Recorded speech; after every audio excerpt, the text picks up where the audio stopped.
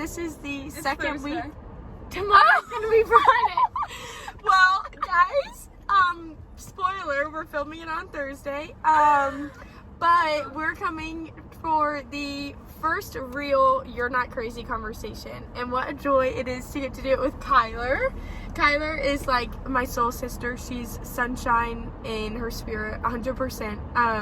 I'm really thankful for her and thankful that y'all get to hear what her You're Not Crazy experiences. Oh, yeah, say it. Yeah, you're up. Okay, so I actually am crazy, but I would probably say not for this reason.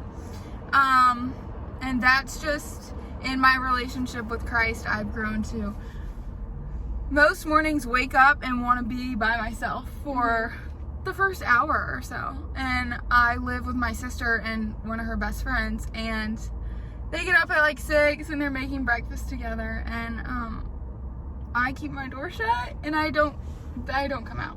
And part of me has felt like guilty for that because I'm not being, I'm not socializing and I'm not being like, good morning. But I really do take the first like hour to set the tone for my day. And just being like quiet and alone with Jesus in the first few parts of the day set me up for the success of the rest of the day and the rest of the week. Yeah. And So what would you identify as like the lie in that says, oh, you're crazy for it in that process? I think because like in society now, it's kind of praised to be busy and to always be just occupied with other things.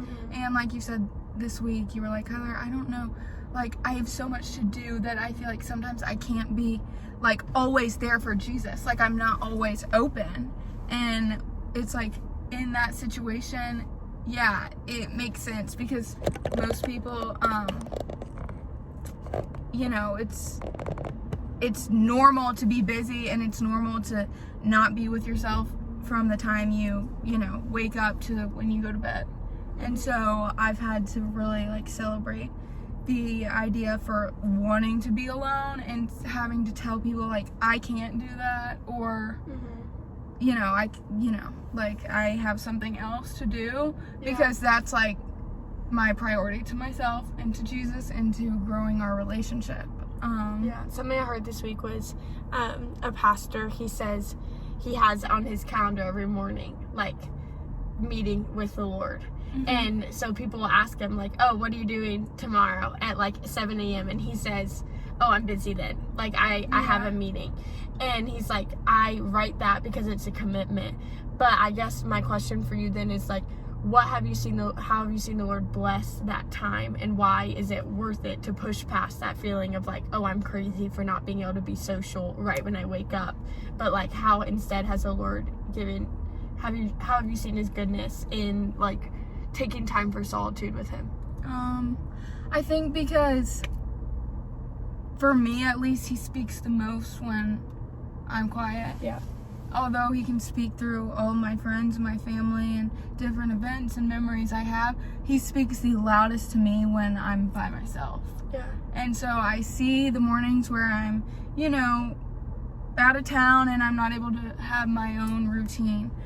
I don't feel like grounded, I feel like like I told you last night, like I'm on the ocean, like rocking back and forth. Like I feel just like out of control. Yeah.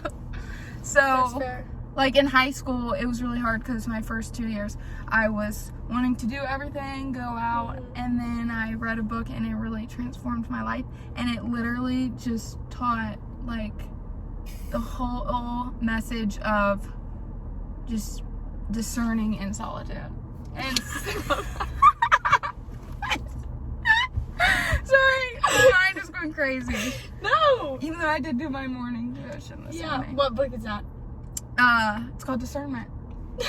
My devotion right now. No, what book? It was Discernment. It was Discernment by Henry Nouwen. I love it.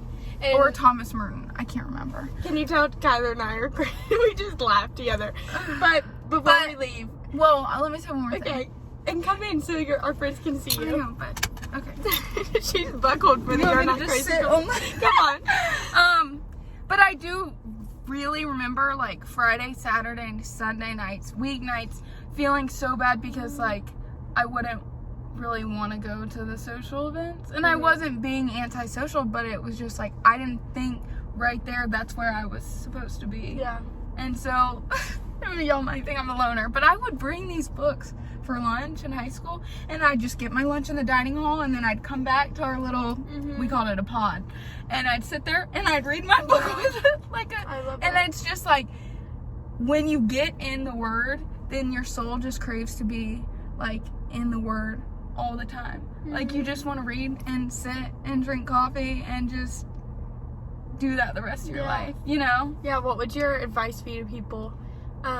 Because you had a blessing of having that time, honestly, since high school till now, of like having the flexibility of being able to do that, even as temptations come for busyness and schedules. What advice do you have for people that are like, they want to take that time, but they haven't fully committed to like, this is how I want to spend, at least an hour of my day in solitude? I would say just, it doesn't have to be, I mean, I have like a long hour or so that I do it, but it doesn't have to. A long one. Yeah. Yeah.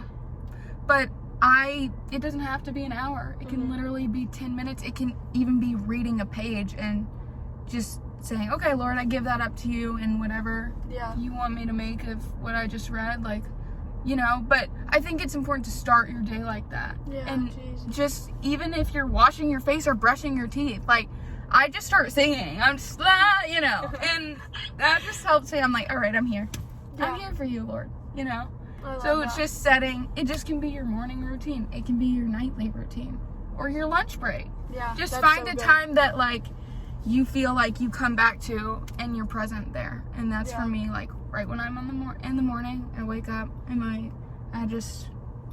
Yeah, and if we talk about this a lot, it's like the Lord blesses that. Like, He makes our spirits crave that time with Him more than other times. And if you're like crazy, if you're like Kyler, you Crazy can, Kyler. you can tear out a book page and carry it with you, because she regularly will tear out a page in a book and just carry it with her in her purse, or give it to someone that it made her think about. But I'm so thankful for you. Yeah, And you might not want to do that because then your mom won't let you borrow her books anymore. No, But I love you. yeah, you're the best. We love y'all too. Have the best day, and you're not crazy. You're not alone.